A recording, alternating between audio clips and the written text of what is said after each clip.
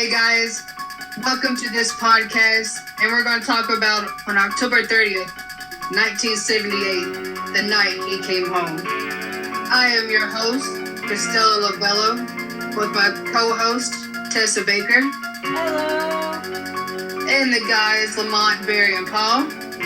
What is going on? And this is my very favorite Halloween movie, Halloween.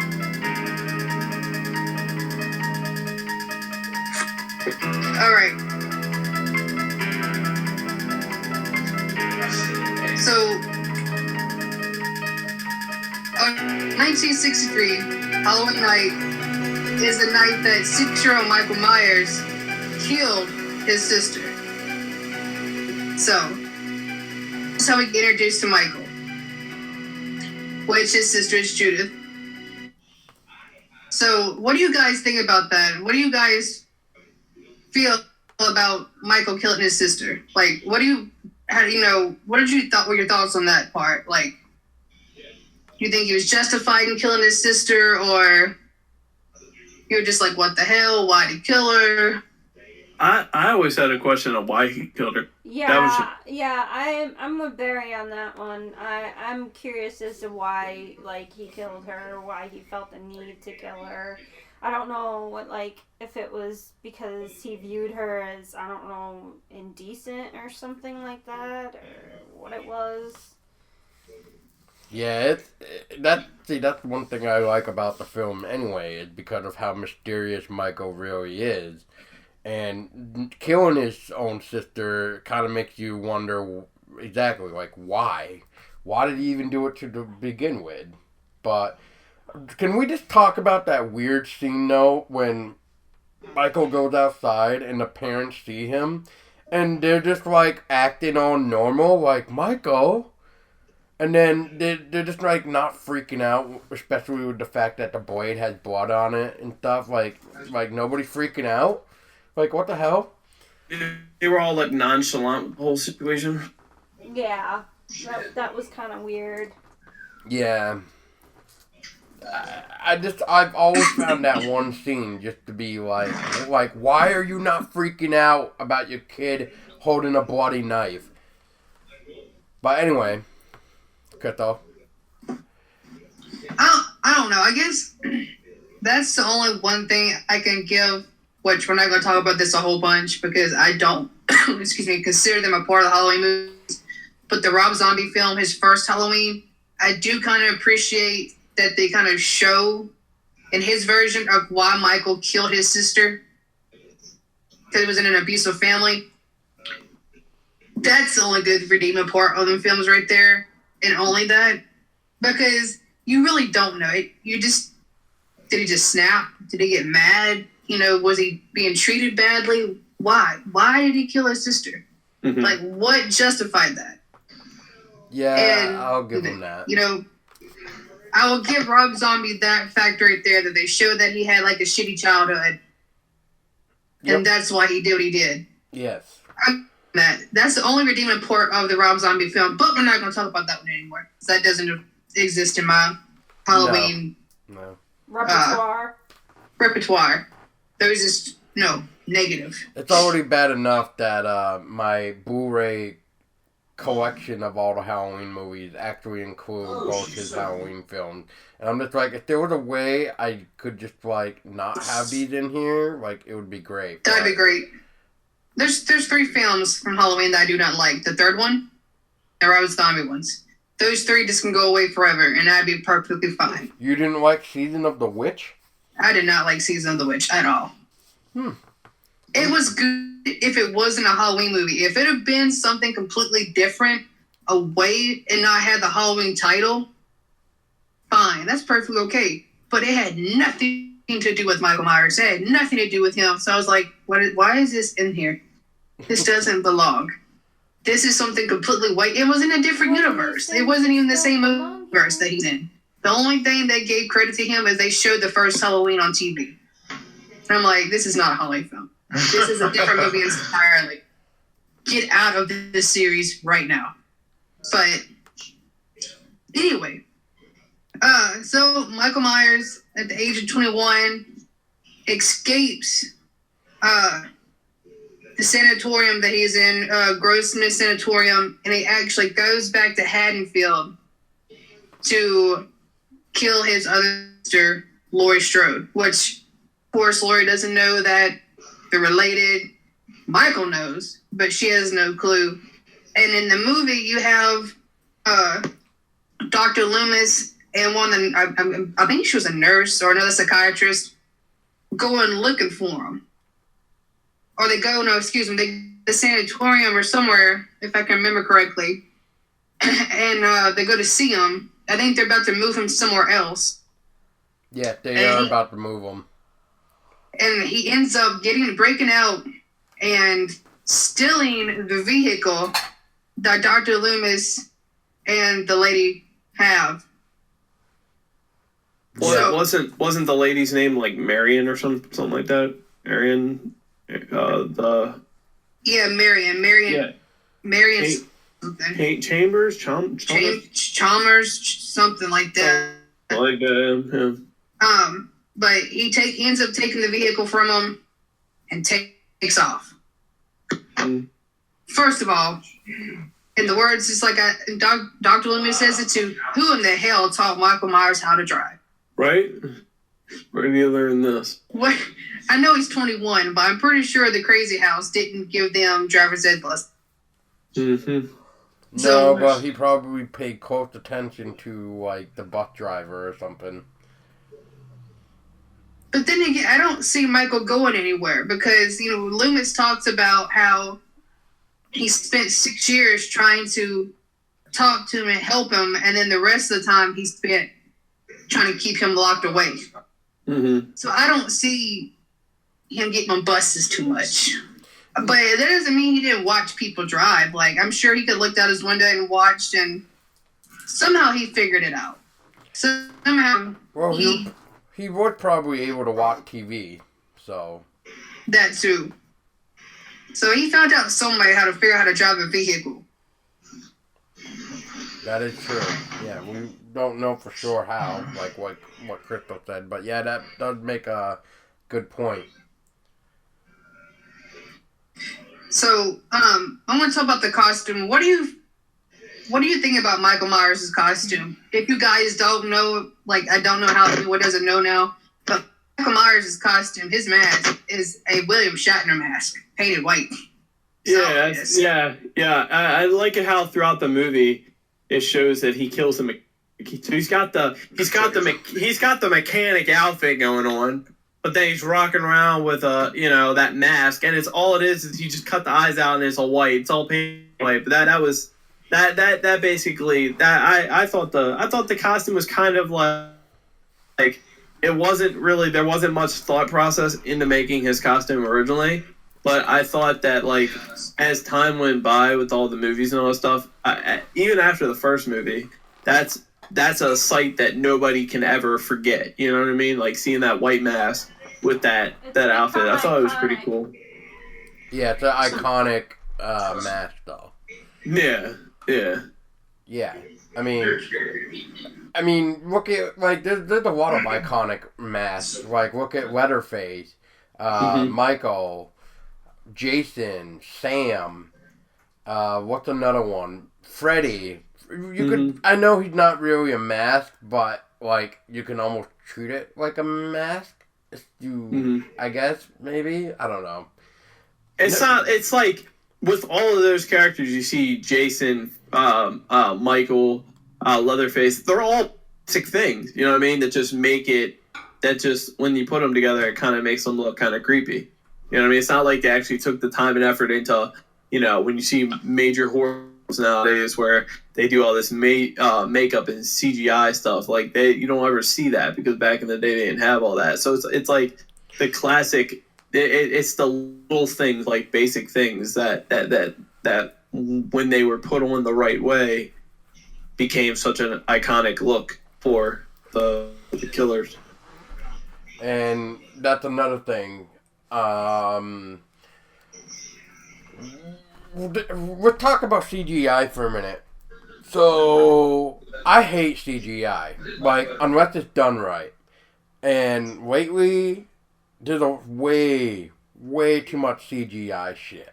I just wanted to throw it in there for a minute. And that's what kind of scares me now about like these new films is the CGI. Like, are we ever gonna go back to the practical effects way where it actually looks real? Or are we just gonna just become a century of CGI?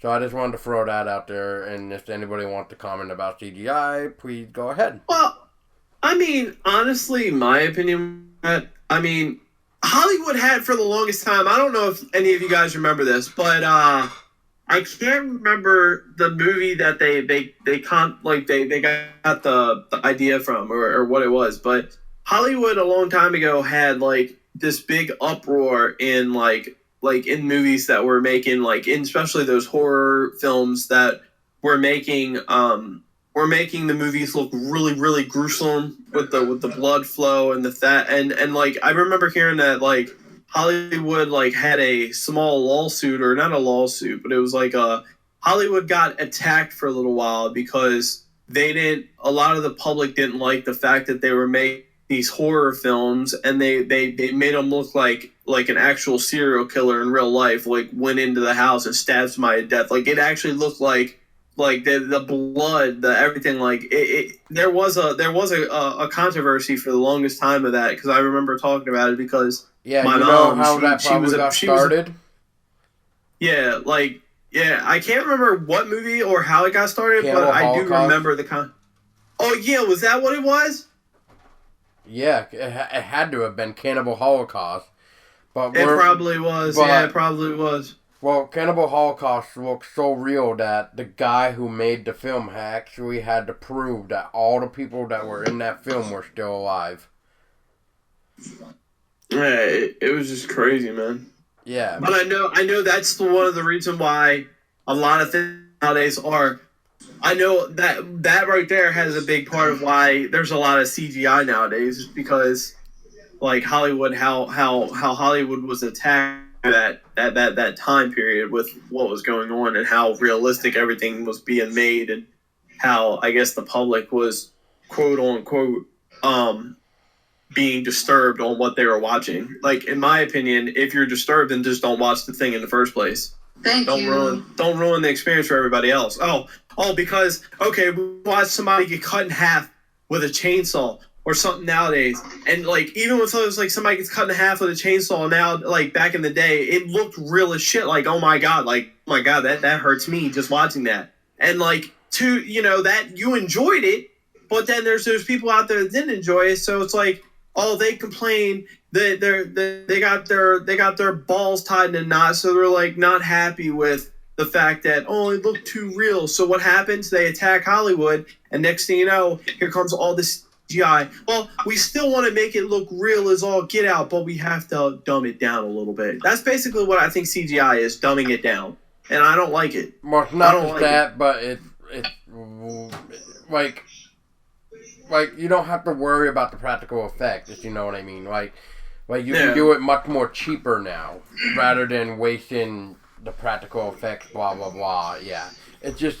find CGI to become a problem now, and especially if you're gonna so I bet everybody here has heard that John Carpenter is bringing back Halloween next year on October 20th. I believe was the release date that we got. I heard about that. I know about it. So, one thing I just really hope, too, is that I just hope there is no CGI in it, especially since it's a horror movie, but I don't think Halloween even should need any CGI, but just in case, for some weird reason it does have CGI, please, for the love of God, just do it right, and don't have too much of it. That's the only thing I'm just asking. But on that note, I am definitely looking forward to John Carpenter's Halloween next year. You all know I am. I'm definitely glad John Carpenter's stepping back in to work on the Halloweens. Now, and hopefully it does it justice. Now, here's something else that I learned about the new John Carpenter film, which I don't know how many of you guys even heard it as well, but did you also hear that John Carpenter is pretty much saying fuck all the sequels and prequels to this? Oh yeah, this one's actually supposed to be the second film in the series. Yeah. So the new one that's coming out next year is supposed to be the second one to the... To this one that we're talking about tonight. It's going to be the second film. All the other ones, pretty much said fuck them. Yep. Which messes up the timeline so bad. Poor Halloween's timeline is so fucked. And I watched something, I was reading something, and it showed like a diagram, and someone said it looks like a Dr. Seuss picture because it just has different branches. And then it gets down to the very bottom, and it has like a bunch of scribble scratchels on it because the timeline's so fucked up. Yep. It doesn't make any sense, really. Yeah. What about you, But Ben? Lamont, Tessa, you got anything to say? You guys have been quiet. I'm actually looking forward to the fact that John Carpenter is coming back to do Halloween 2. Because I enjoyed the first one by him so much. You know, you can't beat original. No. And CGI is okay if it's done right and it's not done in mass amounts and overkilling it, like Paul says. But as long as John Carpenter does it right, and I think he will, and I'm hoping he will. It's his baby, so he better. So yeah, it is his baby, and I would expect him to take care of his baby and do it right. So yeah, we So I'm looking forward to it as well. We would not like to have like another like Ridley Scott thing. No, please no. Please no. Oh God. No. On that note, Lamont, what do you have to say about the new Halloween? I'm looking forward to it. I mean, I'm gonna go out on a limb and say it be good. I mean, look who we have supposedly doing it and whatnot, right? So, no, she's doing it. Yeah, she's definitely back. Yeah, so I mean, I know times change and whatnot, so it's gonna fit more to the tone of this millennium, which isn't a bad thing, but no, everything... but are we still wearing the same outfit, just like in the original Halloween? So, we got that. I am just glad that a certain musician is not making another one. Personally, about this one compared to hopefully the new one, we already know. I don't know, maybe it was just me though. I did notice that a lot of the acting and a lot of the way that the characters portray themselves in the movie, it wasn't the best. It was cheesy. It was great for its time. Yeah, exactly. So I already know coming out now, you're gonna have, especially if Carpenter's coming back to do another one, you're gonna definitely get that.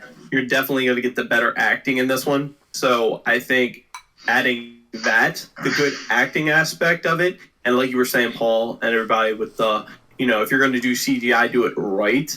And then especially adding Carpenter back to it, I think that's going to be phenomenal. Really, honestly, I really do. I think, yeah, and I agree with what Crystal says. The timeline is really messed up with how they did Michael Myers and everything. But I mean, at the end of the day, the way that they did this one, I really enjoyed it.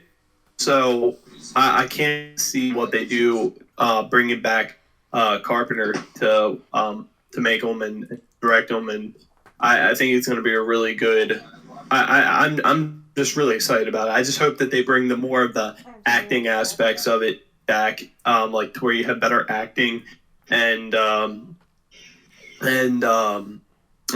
you have like I said, if you're going to use CGI, then do it right. Because I mean, if you're not going to use CGI, I want to see Michael Myers slit somebody's throat and it actually looks like somebody just got their fucking throat slit. You know what I mean? I don't want it to be all CGI'd out. You know what I mean? Of because they don't want to make it look less gruesome. If I'm watching get their throat slit, I want to see blood, you know what I mean? I want to see blood. I want to make it to where if somebody's getting their throat slit, I want to make sure that I'm going to hold my throat. Damn, that looked like it hurt. Damn.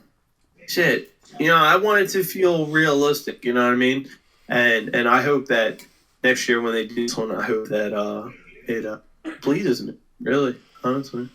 So, what do you guys think about the fact that they're bringing Jamie Lee Curtis back? Yeah, that best choice for the movie. They are bringing her back as Laurie. Yeah, they are. Oh yeah, yes, she's they are. She already did the principal photography for. Perfect, and that's going to be phenomenal. It's going to be phenomenal. Well, when I heard that I don't know if it's true, but in this film, Michael and Laurie aren't to be brother and sister. They're not? That's what someone was saying, and I'm like, how are you going to change that aspect? If it's the sequel to the first. If it's the sequel to the first one, so are we going into finding out that there was a DNA test on? Like, you know what I mean? Like, did we have a Maury moment here? You know what I mean? Did it turn out that she is not the brother to them? Like, I mean, how are you going to do that? Well, remember, I mean, she doesn't know in the first film, she didn't know she was related to Mike. Right. Well, yeah. So, I mean, I guess they're trying to play off on that. But then again, why would Michael be coming specifically back for you? Also, Jamie is Laurie's daughter. So, in this new timeline, she doesn't even have a kid. Jamie does not exist in this timeline. And that's, y'all gotta watch 4 and 5 to understand who Jamie is. But that's Michael Myers' niece. And so in this timeline, Laurie never has a daughter. And his niece doesn't even exist. So, I mean, think about that. Like, there's a lot of shit that they're messing up with this timeline. Just like the Celtic curse that he's supposed to have put, and that gives him his evil powers. Yeah. Sound like a clusterfuck to me. Well, I think what also made the timeline a great big clusterfuck was Resurrection and H2O. Yeah. Yeah, that's a major clusterfuck because especially at least they didn't make a Halloween X. And thank God. You know, Jason X. Well, yeah, but not yet. Michael in space. But herein lies the clusterfuck though, because in Halloween Resurrection, he kills her. Yeah. He kills Laurie. She dies.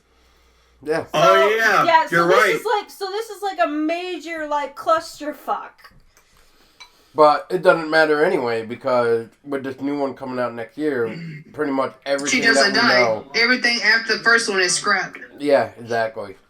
Yeah, except for the original, but everything else after the original just doesn't exist. So it's like mini verses in the universe, like things of what could have happened. Pretty much, if they scrap everything after the first, those are the films of what could have happened if this didn't. That's how it's going to be. Agreed. Sounds like some DC comics right there. Different multiverses, the shit that happens. That's exactly what it is. Okay. It's Bizarro World. Or something out of freaking Family Guy with fucking Stewie and Brian time travel. It sounds exactly like that DC story, Crisis Infinite Earth. I don't think I've heard of that one, but okay. I believe you, Lamont. I believe you. I know what Lamont's talking about.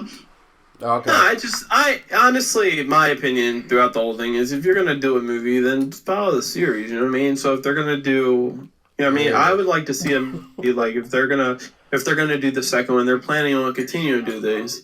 Like, have one guy make it, you know, or have one person make it. Like, leave it to Carpenter, because John Carpenter's the one that, you know, designed the first one in the first place, and it was really good. So let him take it. Let them have it. Like, you don't need all these. Which, Barry, goes right back to what I was saying before. We don't need another. Hopefully this won't become like another Ridley Scott.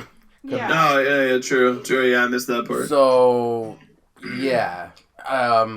Anyway, we're getting a little bit, I think, far ahead now. But, Chrystello, let's get back on track. Unless somebody else needs to say something real quick or mention. No? Okay. Chrystello, go for it. Alright, so Michael Myers gets his suit and his mask, and Takes off in the car. He takes the car, yeah. The next day is when you meet Lori and her friends. Or Annie, Beckett, and Linda von Derklock. Those are her buddies. And this is the first time you actually see, like, Michael Myers, like, stalking them in the vehicle, and they think it's somebody else. They think it's one of her buddies' boyfriends or something like that, or someone they like in the police car. They think it's like Bob or Paul, I think. Something like that, and they, he speeds off and they yell, "Speed kills!" And Michael actually slams the brakes and he stays parked in that road for a minute, and they all just kind of like stop. They're like, "Oh shit!" Maybe it wasn't him, and we pissed off who that is, and then he finally keeps going and drives off and disappears. Mm-hmm. Okay. So when can I just mention real quick, how the fuck did Michael even hear that? Like the other part though? Like I understand he heard the first part when she was shouting, which caused him to hit the brake. I understand that much, but when she just like, maybe it wasn't him or whatever. Like how did he oh yeah, she's like, can't he take a joke or whatever? And then that's when Michael starts driving again. But how the hell does Michael hear that to make him go, "Oh, okay," and then drives off again? Or am I just like not understanding that scene like too well? I think he was just doing it as like intimidation because, like, in a way, I think he was waiting for them to see if they're actually gonna walk up on him, and they didn't, and they kind of just stood there. He kind of was like, "All right, well, I'm gonna." And he kind of like drove off. That's how I took it. I had a feeling he was waiting for them to walk up close to the car. But if someone slammed that on me, I would walked up to that car either. I'd be like, fuck all that. Yeah, I ain't going up to that car. I'm going to turn around and go the opposite way probably. Right. Because whoever's in that car is pissed off at me right now. But that's when Dr. Loomis shows up and he actually talks to Annie's dad, which is actually the sheriff of Haddonfield. Sheriff Brackett. And he's trying to explain to him, Michael Myers is back in town. He's dangerous. You need to listen to me. I'm not kidding you. You need to tell people to be, warn these people that he's back. And, like, they kind of, don't really believe him too much. And, but they end up going to the old Myers house, him and Sheriff Brackett, and, like, you can tell that he's been there. And so, like, Brackett kind of agrees, like, I'll work with you. And and Lewis tells his guys to don't go publicly announce this, but keep your guys on alert. So that if something does happen, you know who it is. Yep. Mm-hmm. Yeah. So, see, after that, they go to, I think when it's nighttime, and that's when you meet Tommy Doyle. Oh, little Tommy Doyle. And that's who Lori's actually babysitting. Because Lori babysits, Lori Strode's like the book nerd, shy kind of girl. She don't party, she don't do all that. She's a good girl. And of course, Annie and, I always forget the other girl, Linda. Lindsay, I think her name? No, Linda. Oh, is it Linda? It's Linda.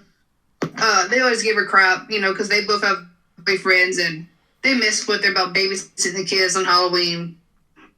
And actually, where Lori's over there babysitting Tommy Doyle, Annie brings over the young little girl, that's Lindsay. Lindsay's the little girl that stays over with Tommy Doyle. Oh, okay. And hang on a sec. Guys, I don't mean to cut you off, Crystal. My sister is calling. Okay.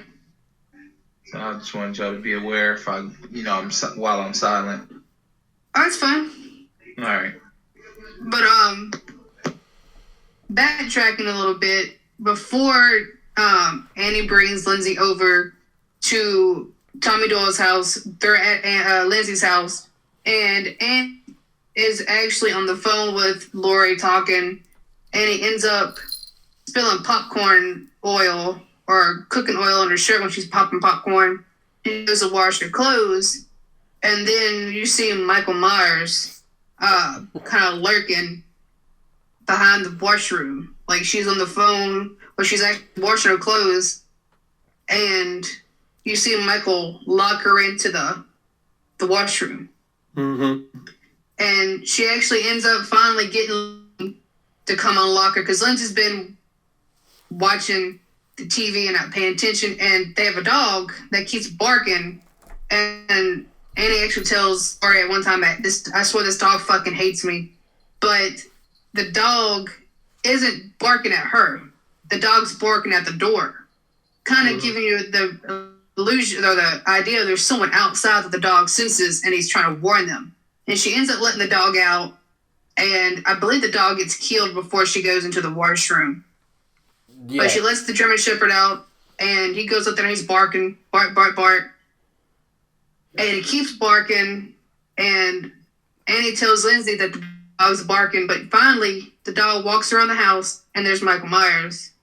And the dog's growling at him, and the next thing you hear is the dog squeal, and he shuts up.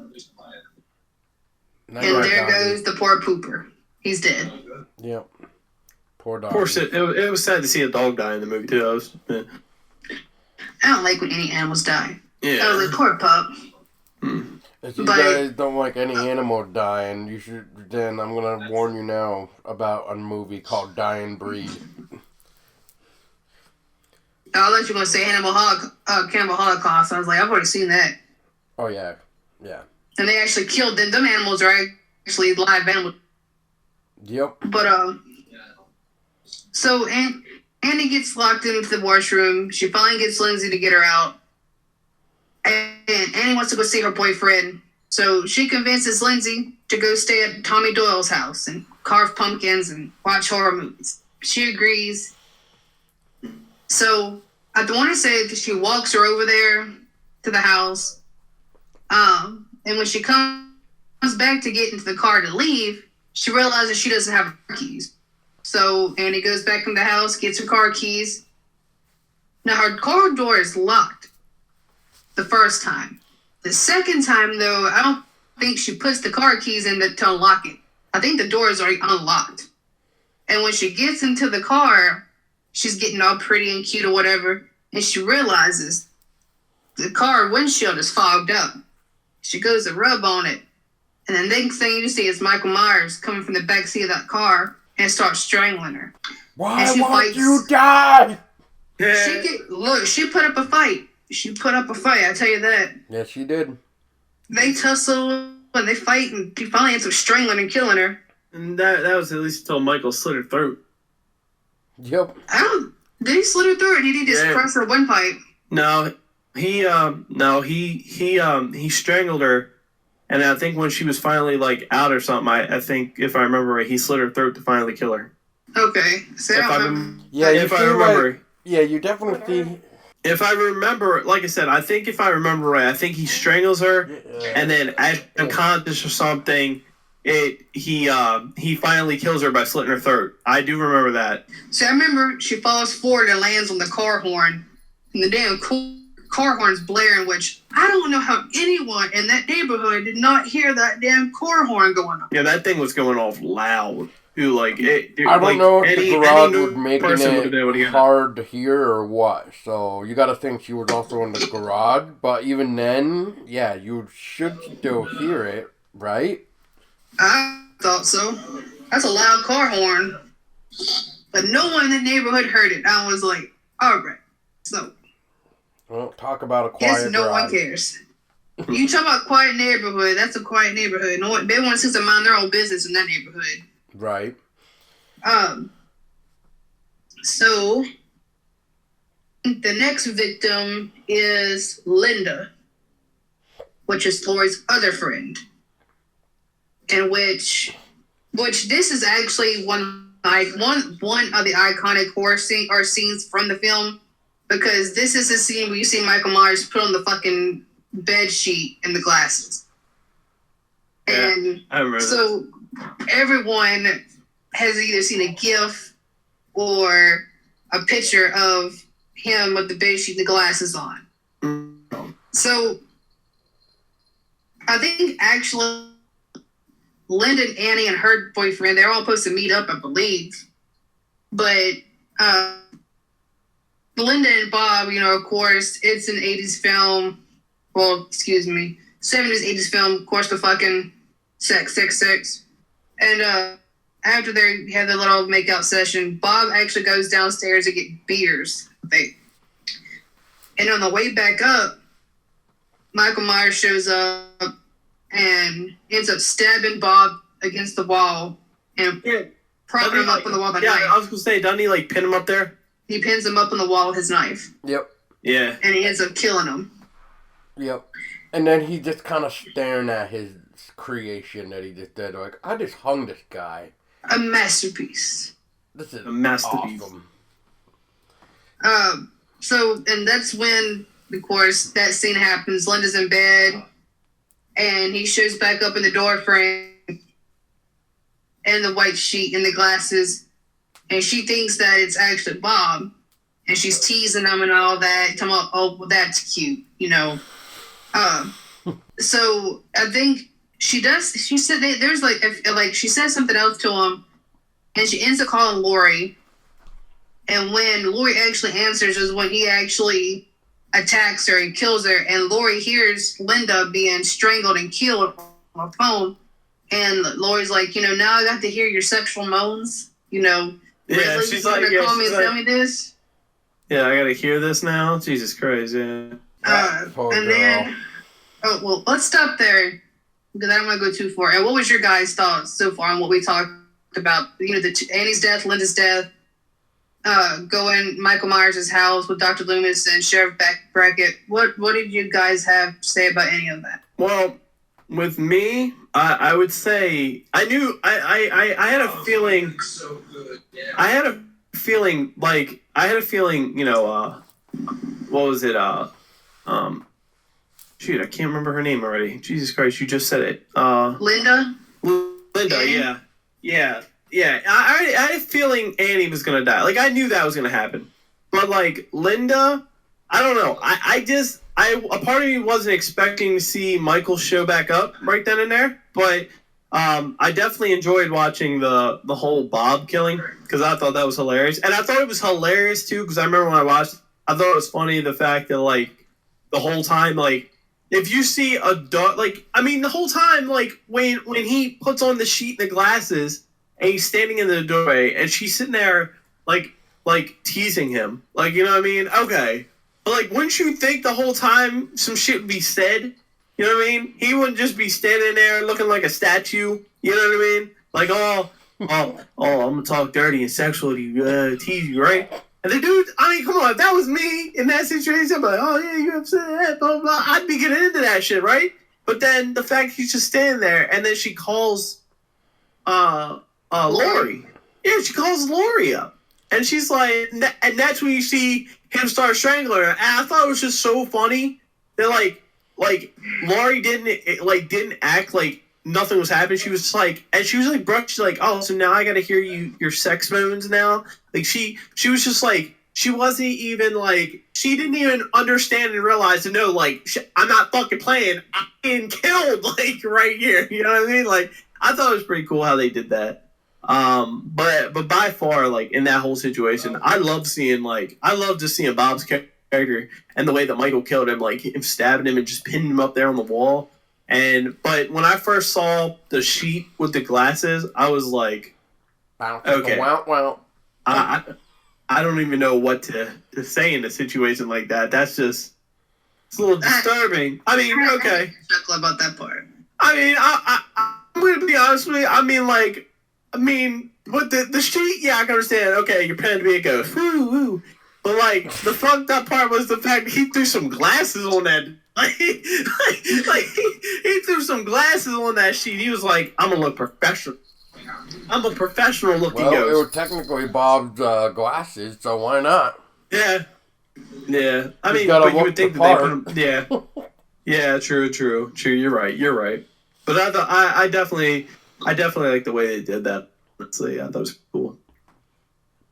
Yeah, Tessa, your guys' thoughts? well, I'm gonna go back a minute too, like especially with Tommy trying to tell Rory about the boogeyman, and Rory's like not even seeing Michael walking around yet, and just like there's nobody out there, and then Tommy's like, oh, nobody believed me, and then what's the little girl's name again? Lindsay. Yeah, Lindsay. She's like, I believe you, Tommy. Like that right there just kind of, like, I like how they did it because in a way it's almost like, once again, it's like that whole, a kid tells a parent, like, thing. Like, a kid tells the parent, oh, there's a boogeyman under my bed. And the parent just like, go to bed. Like, there's no fucking boogeyman. Go to bed.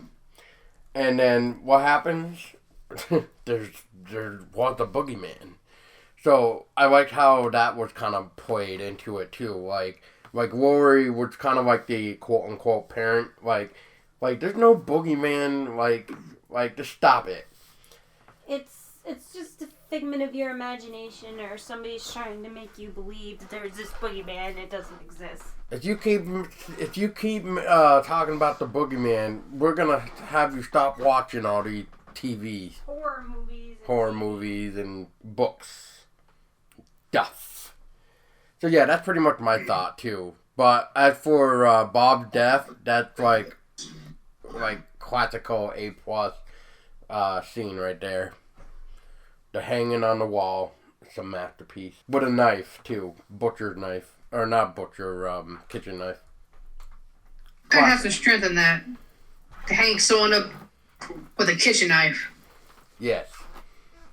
Yeah. Tacks him up on a wall like a tic-tac-toe. Like a picture or a piece of art. Yeah. Just like, I'm just gonna hang you here for decoration. Huh, I'm surprised this thing is working. I'm gonna stare at it for a minute. I like this masterpiece I just did. Yeah, his little, like, his head tilt. The blood really, the blood in the wall really brings out the drapes. Yeah, that too. But yeah, I think that pretty much is it on this side. I mean, like I said, like pretty much the whole Tommy trying to get Rory's attention that somebody is literally like walking around their house, their friend's house, and Rory's not seeing it in time. Especially when Tommy is first mentioning about the quote unquote boogeyman standing outside, and Rory, of course, takes their sweet ass time to look at the wrong moment, but it's just like, if anybody ever listened to kids, like if I would, and if I had a kid, and then my kid said there's a boogeyman across the street, I think I'm gonna look right away. That way, if I need to call the cops or whatever, I'm going to call the cops. I'm gonna call the cops. Yeah, me too. I don't just take my sweet ass time looking if someone tells me this something outside. I'm nosy, so I'm gonna look anyway. Yeah, exactly. To see what it is. Yeah. So I mean. Exactly. So, anyone got anything to say? We good? I think I stated mine. Yeah. We all covered? Yeah. Yeah, I'm good. Okay. Memory don't fail me. Alright. So I think after this is when Lori starts to get kind of worried, because I think she either tries to call him back or something happens. And she ends up going to find Linda first. And maybe Annie she goes to first. She finds Annie in the car dead. And she freaks out, so she goes over to find Linda and Bob. Well, when she goes into the house, Bob is dead. She goes looking for him. She can't find him. And Bob's dead body actually falls out of the closet. Okay, that he was so in. so Annie was on the bed with the tombstone. Yep, laying on the bed with the tombstone. Linda was like stuck in That a was closet. Linda. That was Linda. Was that one? That was Linda. No, Linda's the No, blonde. Linda- No, Linda's stuffed in the closet. Yeah, Linda was in the closet. Annie's laying on the bed. And Bob came Falling out of the closet or whatever. Yeah. Yeah. Okay. I just remember one of them was on the bed with Judith Myers' tombstone above her head. Yeah, that was Annie. That was Okay. Yeah. Annie was on the bed. Yeah. And that's the first time Michael comes after Lori. She ends up getting away from him, bites him off. Is that when she stabbed him with the needle? By the couch? You know what I'm talking about? No, that's back over Was it at back the at Doyle's? babysitting. Yeah, that's back over at Doyle's. Yeah. Alright, so she ends up Michael tries to attack her and she gets away. Now this is what don't make no sense to me. She comes out the house screaming and hollering, help me, goes to the neighbor's house, bangs on the door and screams for them to help her. The people open the blinds and look at her and then shut the blinds and turn off the light. Which, I'm going to stop you right there. What did you and me say about that scene? When War's trying to get help, banging on the door, so the neighbors do the blinds.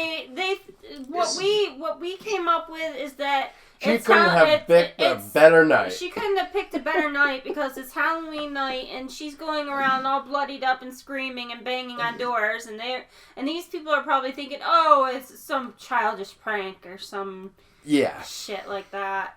Yeah, so I'm not in the mood for it. So shut the blind, turn off the light.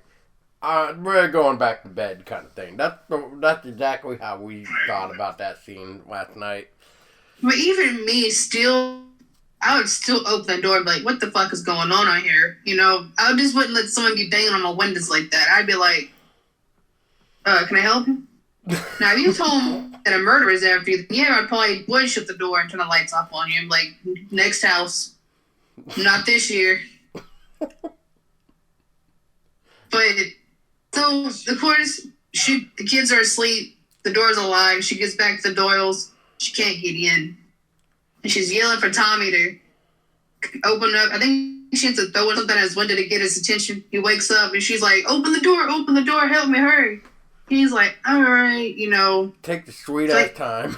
Takes the sweet ass time. And every time she turns around, it's like Michael Myers gains like 5 feet on her.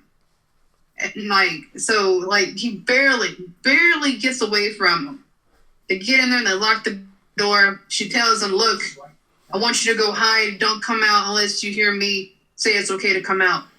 So he goes and get him and Lindsay go and hide. And I think that's when Michael Myers comes into the house. This is the part I'm thinking of with the needle by the couch. Yes. And I think she's sitting on the couch or she's like catching her breath or something, I think. And he ends up coming up from behind the couch on her. Right, but before he does, she notices like there's a breeze coming in. The window. Yeah, he opened the window on her. Yeah. And of course they're fighting. He's trying to strangle her, and she has like a knitting thing. And she grabs that needle and stabs in the neck with it, and he ends up falling back. She thinks he's, I guess, dead. I don't know why you think stabbing someone with a sewing needle is going to kill him. I mean, I guess it could if he hit in the right spot. But he falls down, and she gets up and goes and gets the kids' attentions and tells them, I want you to go next door and get help. And he's telling the kids this. Michael Myers ends up coming back and is coming up, the staircase? Yeah. At that time? Yep. So the kids end up getting away. Oh, no, the kids have left. Kids leave. And she's in the door, I think she's in the doorway. No. When Michael comes up, she pretty much told the kid to get into the room that they were kind of near, and then she told him to get into this other room and lock it. And then that's what it is. And then she, what was it? In a bedroom, I believe. I think it's like a bedroom or something. And she opens up the door. She goes and gets the closet. Yes, and she goes into the closet. Now, this is probably not The ghost one is iconic. But this scene right here is probably the most iconic scene from the first movie, and by far my favorite. She's hiding in the closet in the bedroom, and Michael comes in looking for her, and he comes to the closet, and she's got it locked, and he's shaking the closet, and he finally busts through the little wood flats on the closet, and hollering, and just that whole, just the imagery of him swinging his knife and that flicking on and off as he's trying to grab for her and slash at her, and she grabs that coat hanger, unwinds it, and while he's coming after her, she shoves it in his eye, and he falls back. Now, she picks up his knife at this point, and then gets rid of it. I don't know why she did that. I don't know why she picks up the knife and then like kicks it to the side. Yeah, I was saying that. I would have stabbed him too. I would have you want to stay down this time? Fuck all that. I don't Walking Dead your ass. I'd have stabbed you right in the head. That's just me. But I mean, that was like her worst mistake. She should have kept. But of course, she's standing in the doorway at this point in time, and it pans to the kids. The kids are going down the street screaming, "Help us! Help us! The boogeyman, help us!" And Dr. Loomis had found Michael Myers' car that he had stolen and had been searching for him. And as he sees the kids screaming and hollering, "Help, help," he ends up going to the Doyle's house, which it pans back to Lori, and she's sitting there. And, of course, Michael gets back up, and he starts to strangle her and fight with her. And this is the first time you actually see Michael's face. The first and only time you see it is when she rips that mask up off of him. And he backs up, he pulls it back down, and at that time, Loomis shows up and shoots him 6 times? Yeah, it was 6. It's about 6 times, yeah. And then he falls off the balcony out the window. And Lori looks at Dr. Loomis, and she asks him, "Is that the boogeyman?" And Dr. Loomis pretty much told her, "Yes." That's the boogeyman. Yes, it was. And, of course, Dr. Loomis goes and looks over at the window where he fell through and looks down, and all that's left is an indentation where Michael had landed. That's right. And that is Halloween. So, thoughts? What are you guys' thoughts about the rest of the film? All right, so I enjoyed it. I really enjoyed it. I haven't seen it in a while, and I was like I was telling you guys, I was really bummed out that I wasn't able to rewatch it last night due to me passing out. But I really did enjoy it for the movie and the time period that it was in. Like I said, it didn't have the best acting throughout the whole movie. I think Dr. Loomis did. The guy that played Dr. Loomis. Donald Pleasance? Yeah, I think he did a really good job acting. I really do. Throughout the movie. You had some good acting. A lot of it was mediocre. But I can understand it was at that time with 1978. So I completely understand. But I really did overall enjoy the movie. It was one of those. It's one of those classics where it's always going to be a classic. I think that in my opinion, I think they should have made more movies based on the John Carpenter aspect of Michael Myers. Because it all brings back to what you were saying earlier, where it's a lot of it nowadays is the timeline tree is so messed up, and I really think that if they would have stuck with the John Carpenter Michael Myers, I think that everything would be a lot better series, because everything would make sense a lot more. You know what I mean? That was just my concept but my overall review of the movie, I enjoyed it. I remember the first time I ever watched it. I'm not gonna lie to you. I think the first time I ever saw the original Halloween movie, the 1978 version, I think I was 14 or 15 when I originally saw it. Because that was one of the films that my mom loved it. My mom's seen it. She remembers seeing it when it actually came out, and she's always loved it. And that was one of the movies that my mom would always. She would tell me, you can watch this, but when you get older, one of those films, you know what I mean? But my mom let me watch it when I was like 14, 15. I sat down and watched it with her one time, and my overall reaction to the movie was it was amazing. It was terrifying seeing it the first time, even though it being a newer one. But I definitely did enjoy it. I definitely liked the way everything was made with it, the concept of it, bring it back up. It was, like I said, the acting was a little mediocre, but at that time period, it was good. And to be honest with you, I really can't wait to see the new ones. You know what I mean? Especially if they're bringing John Carpenter back to do it. I think that's going to be a really good concept, a really good representing Michael Myers, and especially if you said that it's supposed to continue where this one left off, right? Right. So I think that's going to be a really good aspect to the series. So I overall, with me, if I had rated with the acting, I definitely would rate the movie a 9 out of 10. Only the reason why I won't give it the full 10 would be because of the acting concept. But I definitely give it a 9, and it's definitely one of those classic movies that I would definitely watch over and over again because it's a classic. And I mean, come on, come on, let's just be realistic. I mean, you can never go wrong with some Michael Myers. Just saying. Sure can. No, you can't. Never gets me goosebumps every time I hear that damn song. Everybody that song. That song definitely sends shivers down my spine. But at the end of the day, overall, good movie. Paul, Tessa? Okay, I'm What are back. my overall thoughts? Oh, there's on the Lamont. movie? Hey, Lamont. Lamont, what's your thoughts on the whole? What's your thoughts on the whole Halloween, the 1978? What's your thoughts on the whole thing? Definitely an amazing. There's like really not many movies that can, as far as those old time slasher films.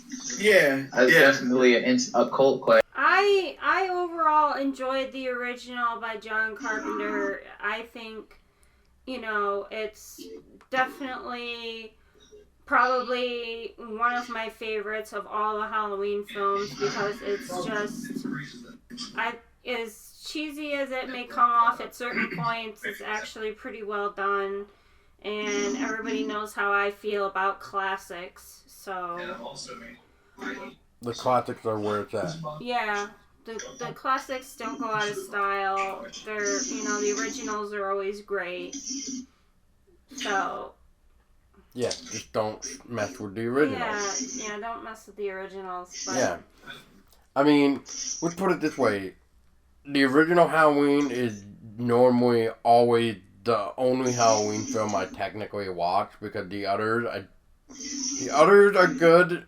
Some of them are good in their own ways, and then other ones they're just like, what am I watching? Season of the Witch I didn't really care for because it didn't involve Michael Myers. It didn't involve Michael Myers. It didn't connect. So it's kind of one of those movies where I'm like, why? What's the point of this? Yeah, exactly. That's like what I believe Crystal was saying too. Right, Crystal? You were saying the same thing? Yeah. It had no point in that universe because it wasn't even in as the Michael Myers story itself. Yeah. Yeah, so that would pretty much be, I think, my least favorite anyway. But I guess it's kind of like Manhunter with the Hannibal series. Like, Manhunter shouldn't really technically be known as like a Hannibal series film, but it is. So, yeah. That's what Season of the Witch reminds me of for Halloween. Like, it's a film that shouldn't be a film for a series. Unless it was like hit its own thing. But that's all I'm going to say. Pretty much the original Halloween is like technically the only Halloween I really watch. Yeah. Like, I've watched like Halloween H2O and... Halloween Resurrection, all those. Pretty much by the time it got to like Halloween Resurrection, I just felt it just needs to stop. Yeah. Yeah. I just pretty much felt it took a nosedive. Yep. I think after the 5th one is where they should have ended it. Yeah. But that's just my opinion. No, I think I agree with you on that one. But, Ramon, what were you saying before we couldn't talk? You were saying something, so I'll let you talk for a minute. Oh, I was just talking about how I hope the new one lives up to how good this one is, because this one is instant classic, and I absolutely loved it. And let's just hope it does live up. Well, you guys all know how much I'm excited for the film. I mean, I've got high hopes for it because Halloween is my thing. Right. Even though Michael Myers scares the holy shit out of me, he is still, out of all the slashers, my favorite one. So to have John Carpenter step back into the light to help out with it, it really gives me hope that this will be like the Halloweens that I grew up with as a child. That will actually be like, okay, this may actually kind of give me the goosebumps. I want that old school horror feel. And I really hope that it comes out to play like that. So I'm really excited. Agreed. Don't screw it up, John Carpenter. Don't break my heart. Don't do it. But I was going to say, too, before I realized that my voice wasn't being heard, I was going to start saying something, and then Barry took off, and then I just kind of let him be. But I didn't know that the mic was being stupid. But anyway, I wanted to talk about the part after Laurie stabbed Michael in the eye with the clothes hanger, or the coat hanger, depending on whatever you want to call it. Pretty much the clothes rack hanger. Anyway, can somebody please explain to me, if you got stabbed in the eye in the same angle that Michael Myers did, can you tell me how the hell you're going to start laying down in a perfectly lined... I would think that if you're getting stabbed in the eye where he got stabbed, you would be thrown off and disorientated and not be like laying in like a, straight up and down position. You would be like flailed over on the floor or something. You talking about like how he was the closet, with the plank? Yeah, the closet scene where he's attacking Laurie and she stabs him in the eye with a coat hanger. Yeah, pretty much where Laurie tosses the knife away. Yeah. And the way he fell back. Yeah. That's not believable. That definitely wasn't believable. But that's the only real issue one of the real issues I really have with it is just that one, because I just don't get it.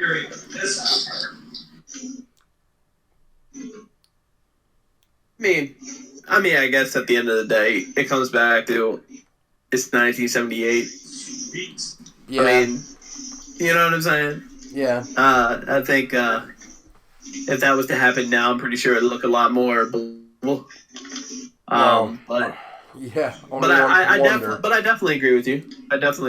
You know, the way that whole thing, because he fell back, he kind of just laid flat. Like it kind of reminds me of when we were playing Friday the 13th and you knock Jason out and he just like falls back, perfectly aligned. You know what I mean? It reminded me of that type thing. Right. But yeah, I definitely agree with you. Where you as an avid viewer, you see something like that and how like ridiculous, like, oh, he just got jabbed in the eye and he just fell back straight perfectly. Like okay, come on, that's hard to believe, right? But I definitely can relate to that. Exactly. But hopefully, like I said, hopefully the new things and everything, they'll be able to fix all that. But what about you, Crystal? Did you notice that after he got stabbed in the eye? He is like, I mean, no offense, if I get stabbed in the eyeball, I'm just not gonna lay down, yelling around and hooping and hollering, just not take a nap on the ground. Oh, I've got something in my eye. It's time to take a nap. Right. That's not realistic. If you get stabbed, you're gonna freak the fuck out. I don't care who you are, mass murderer or anything. In your eyeball, that is gonna hurt. You're going to do something, but not take a nap. Taking a nap is not what you're going to do at that point in time in your life. No. He acted like getting stabbed in the eye. He just got stabbed with the tranquilizer. Oh, night. Well, just like the needle in the neck.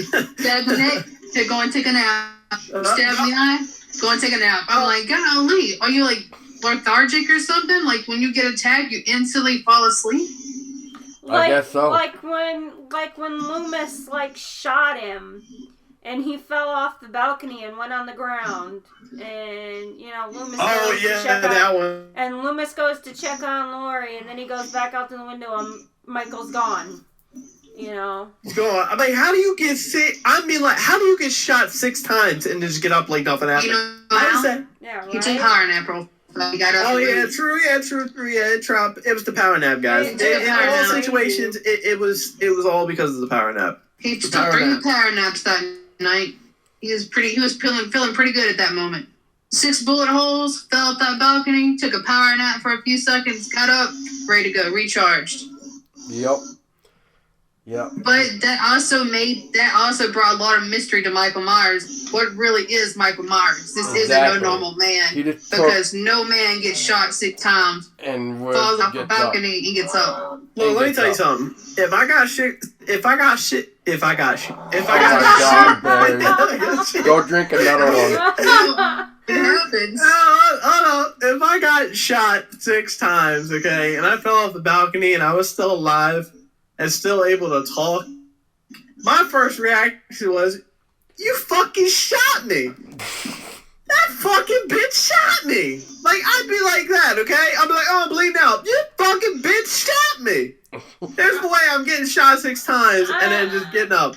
Like, there's nothing like... I'm sorry, but with everything that I've seen in all of the Halloween movies, Michael Myers has had a shit ton of stuff done to him, and he just gets right back up. He's a savage. I'm just saying. I'll tell you one thing. There's definitely something supernatural about him. Yeah. He couldn't go through a metal detector. All that metal in his body. I'm telling you. He wouldn't even need the knife. Just the bullet.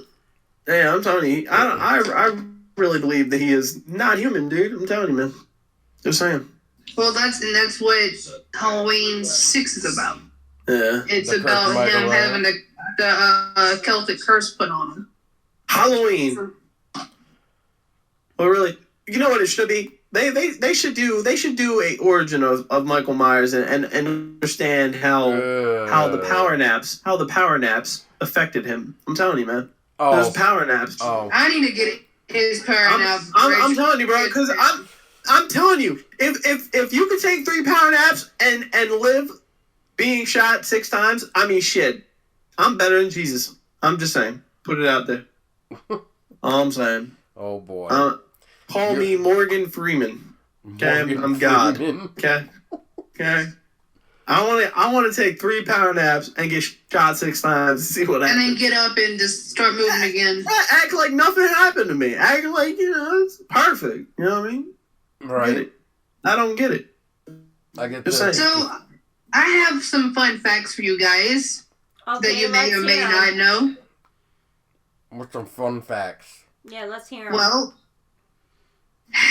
which you guys probably know, but Lamont and Barry may not know, and some listeners may not know, in the credits of Halloween, they don't list Michael Myers as Michael Myers, actually. They actually list Michael Myers as the Shape. Yep. The what? The Shape. Yeah, His name is not Michael Myers in the film. It's The Shape. Yep.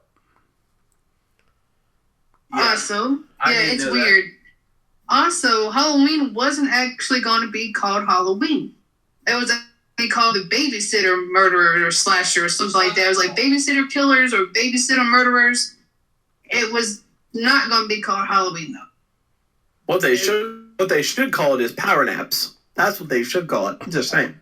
Put it out there. How to get your life right in 3 easy power naps. Power naps. Just call it power naps. That's all it is. That's all it is. 3 power naps. 3 power naps. You survive 6 bullets. You go on a killing rampage. The miracle of power naps. There we go. Yeah, there you go. The miracle of power. Call them power naps. You know what I mean? Let's see. Halloween had a budget of $300,000. Yeah. I heard about that one. I did know that. And grossed $46 million in the box office the United States, $23 million internationally, for a total of $70 million worldwide. Isn't that phenomenal? Isn't that like? I'm sorry, I didn't mean to cut you off. Isn't that like one of the top like movies like that made money? Like 71 like million, because I do remember that they said that it was up there with it's one of the most profitable independent films ever made. Yeah, I do. Still is. Yeah, I do remember that. And a lot of people don't know, they don't believe it, but Michael Myers was actually what set up the doorway for Freddy and the guys that came after him. He is the one who set that milestone for Freddy and I want to say Jason and all them to come out. Because before Michael, there was a few slasher films. You had Alfred Hitchcock's Psycho, and I think you had like Black Christmas, but there wasn't really many films like that before Michael Myers came out. And Michael Myers really opened that doorway for slasher films with Freddy, Jason, and of course down the line, Scream. So without Halloween, who's to say where the slasher would have become? Yeah, I agree with that. I definitely agree with that. And it's funny that you mentioned that with the fun facts, because my buddy Chris and my cousin Josh, the one I recently go, like my cousin Josh, he's really big into horror stuff, and my buddy he asked me a question because we were all just at the bar one time, and he asked me who would I rather be killed by, and it was Michael Myers, Freddy, Jason. There was somebody else too. And I said, to be honest with you, I'd like to be hacked to death. I said, I'd like to be hacked to death by Jason, but I was telling him, I was like, but then again, if Michael Myers was the one that killed me, I'd shit myself before I died. I'm just saying, Michael Myers had that aspect where he always did creep me out a little bit. It was just he's your perfect stalker. Oh man, it was like, shit, if I want to do that, it's child support. No, I'm talking to you. I'm just saying. But yeah, that was brought up to me, and I would say I would definitely like to be killed by Jason, because the machete. But it would just creep me out if Michael Myers did it, because I'd be like, I couldn't imagine dying and the last thing you see was his mask. Jason, I'd be like, all right, some psycho in a hockey mask killed me. But that creepy ass white mask. Got me a little. I hate to say it, but if you look at rip-off horror films, there's some masks that resemble Leatherface. There's some that resemble Jason's mask, or you got things that are burnt up, but there is no other, I don't care, B-rated, C-rated, I have yet to see kind of mask that even remotely resemble Michael Myers. I've never seen another ripoff of his. And it could be up there, but I've seen knockoffs of Screams, and I've seen knockoffs of Jason's and Freddy's, and, I've never seen any other horror film try to mock Michael Myers' mask. Ever. And that says something. Agreed. So, but that was all my fun facts that I had that I knew off the top of my head, which I didn't know the gross, so I had to look that one up, but all the other facts I knew off the top of my head. Interesting. I think that's it. Unless you guys wanted to, say else to add to it. No, I think I covered my seat. No, I said my fifth. Me too. Yeah, we covered.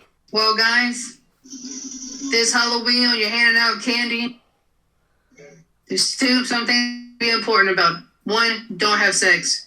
2, don't do drugs. And 3, Just remember, on Halloween, Too late. he always comes home. So, on the count of 3, guys. Ready? 1, 2, 3. Stay Stay scary. scary. Bye, guys. Happy Halloween.